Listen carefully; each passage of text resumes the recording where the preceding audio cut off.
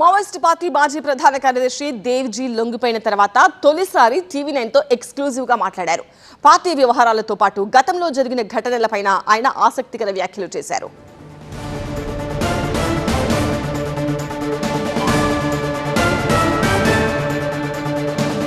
నంబాల మృతి వెనుక పెద్ద కుట్రే ఉంది అంటున్నారు దేవ్జీ. ఆయన బాడీ గార్డులే ఇన్ఫార్మర్లుగా మారిపోయారు అంటున్నారు ఆయన. కగారు ప్రారంభం కాగానే బాడీగార్డులు లొంగిపోయారు అంటున్నారు దేవ్జీ. ఆయన ఎటు వెళ్తున్నారో వారే బలగాలకు సమాచారం ఇచ్చారు అన్నారు. ఏ పొలిటికల్ పార్టీకైనా పార్టీ ప్రెసిడెంట్ చీఫ్ ఉంటాడు. మీ పార్టీకి జనరల్ సెక్రటరీ నంబాల కేశవరావు. అట్లాంటి వ్యక్తిని కూడా మీరు కాపాడుకోలేకపోయారు. ఎందువల్ల జరిగింది అది? అంటే అది చాలా పెద్ద భారీ నష్టం పార్టీకి. ఆ నష్టానికి కారణం ఏంటంటే కేవలము ఆ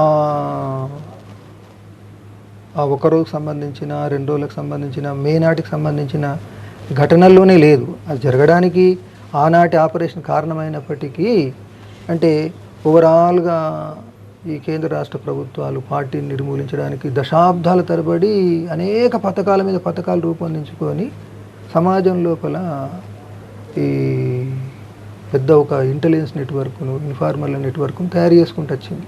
ఇన్ఫార్మర్లు పెరుగుతూ వచ్చారు. తర్వాత దాడులు తీవ్రతరం కావడంతో పార్టీలో ఉన్నటువంటి కొంతమంది బలహీనులు శత్రువుకు లొంగిపోయారు. అందులో భాగంగా 7వ కంపెనీ, ఆయన రక్షణ కోసం పెట్టుకున్న 7వ కంపెనీలో నుండి కొంతమంది భయపడిపోయి పారిపోయి ఆయన ఉన్నటువంటి ఆ మాడులో ఆయన ఉన్నటువంటి లొకేషన్, ఆయన కదలికలు ఎక్కడి నుండి ఎక్కడి వరకు సాగుతాయి అనేటువంటిది వాటిని చెప్పిండ్రు. సమాచారం చెప్పి పోలీసులతో కలిసి వచ్చి ఆ దాడుల్లో పాల్గొని అంటే పోలీసుల గైడ్స్గా ఉండి దాడుల్లో పాల్గొనడంతో అది జరిగింది.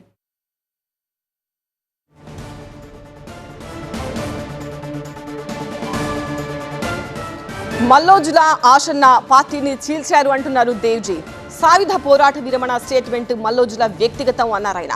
ఆయుధాలను శత్రువులకు అప్పగించవద్దని చెప్పామని దేవ్జీ చెప్తున్నారు. శత్రువులతో వీరు చేతులు కలిపారు. ఆయుధాలు శత్రువులకు ఇవ్వద్దని చెప్పినా వినలేదు. మా ఆయుధాలు అడవిలోనే వదిలేశాం అంటున్నారు దేవ్జీ. అందరూ కలిసిన మీటింగ్ లో లేని ఎజెండాని మల్లోజుల వేణుగోపాల్ కావచ్చు ఆశన్న ఎందుకు తీసుకొచ్చే ప్రయత్నం? అదే కదా నేను చెప్పేది. ఇప్పుడు వాళ్ళిద్దరు తాము చేసిన దాన్ని సమర్థించుకోవడానికి సాధికారకత కోసం ఏదో ఒకటి కావాలి కదా. అందుకోసం అమరుడైనటువంటి బీఆర్ఏ అంగీకరించిండు అన్నట్టు అడిగే వాళ్ళు ఎవరు ఉండరు అనేది ఒకటి. రెండోది ఏంటిది, వాళ్ళు చేసినటువంటిది చాలా ఘోరమైనటువంటిది ఏంటంటే పార్టీలో ఉంటూ వాళ్ళు శత్రువుతో చేతులు కలిపేసి సరెండర్ చేశారు. సరెండర్ కూడా ఎట్లా చేసిండ్రు? మొత్తం మేము చెప్పినాం, సరే మీరు ఇప్పుడు నీ వ్యక్తిగతంగా సాయుధ పోరాట విరమణ స్టేట్మెంట్ ఇచ్చినావు, ఇవ్వదలుచుకుంటే అది వ్యక్తిగత నిర్ణయంగా నువ్వు ఏమైనా ఇచ్చుకోవచ్చు, పోదలుచుకుంటే నువ్వు కానీ ఇతరులు కానీ వ్యక్తులుగా పోవచ్చు, కానీ పార్టీని చీల్చవద్దు. ఆయుధాలు నీవి కాదు నాయి కాదు, ప్రజలై పార్టీ కాబట్టి అవి శత్రువుకు అప్పగించవద్దు అని అన్నాం కదా. అన్న తర్వాత ఇద్దరు ఆర్గనైజ్ అయ్యి సోను సతీష్లు ఆర్గనైజ్ అయ్యి పార్టీని చీలదీసి ఇద్దరు లోపల పార్టీ లోపల ఉంటూనే శత్రువుతోటి చేతులు కలిపినరు. అది కోవట్లుగా వ్యవహరించడం. తర్వాత పార్టీని చీలదీయద్దంటే చీలదీసిండ్రు. ఆయుధాలని తీసుకెళ్లే శత్రువుకు అప్పగించారు. ఇది పెద్ద అంటే బీఆర్ నష్టం తర్వాత పార్టీకి అతిపెద్ద నష్టం ఇది.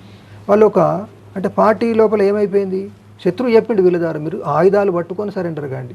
ఇక దాని తర్వాత సరెండర్ అంటే ఆయుధాలు పట్టుకొని పోవాలనే స్థితిని సృష్టించడంతో బలహీనులు ఒకళ్ళ తర్వాత ఒకళ్ళు ఆయుధాలు పట్టుకొని సరెండర్ అవుతున్నారు కదా. మీరు ఏ రకంగా చూస్తారు? మల్లోజుల వేణుగోపాల్ ఆశన్న శత్రువులతో చేతులు కలిపి ఆయుధాలు అప్పచెప్తే దేవుజీ రాజిరెడ్డి ఏ రకంగా తెలంగాణ పోలీసులకి వాళ్ళ జనజీవన సంస్థలకు రావడాన్ని రెండింటి మీద కంపారిజన్ ఏ రకంగా చెప్తారు మీరు? దేవుజీ కానీ మల్లా రాజిరెడ్డి కానీ ఇంకొకళ్ళు కానీ మేము ఉద్దేశపూర్వకంగా మేము సరెండర్ అవుతామని వచ్చి సరెండర్ అయింది కాదు అని అంటున్నాం కదా. ఎట్లా మేము వేరే ప్రాంతాలకు పోతుంటే పోలీసులు అరెస్ట్ చేశారు. వాళ్ళ ఆయుధాలు ముఖ్యమంత్రులకు అప్పచెప్పారు, శత్రువుకు అప్పచెప్పారు. మీ ఆయుధాలు ఎక్కడ పెట్టారు? మా ఆయుధాలు ఎక్కడ పెట్టినామనంటే అడవిలో పెట్టినాం మేము ఆయుధాలు.